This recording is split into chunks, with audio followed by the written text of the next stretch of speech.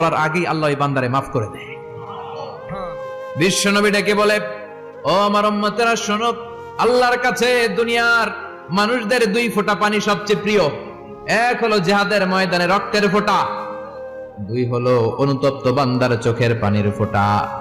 কত ভুল আপনি করেছেন, কত অন্যায় আপনি করেছেন, কত পাপ আপনার হয়েছে, কত মিথ্যা আপনি বলেছেন, কয় ওয়াক্ত নামাজ ছেড়েছেন, কয় লাখ টাকা ঘুষ খেয়েছেন, কত যৌতুক আপনি খেয়েছেন, কত মিথ্যা আপনি বলেছেন।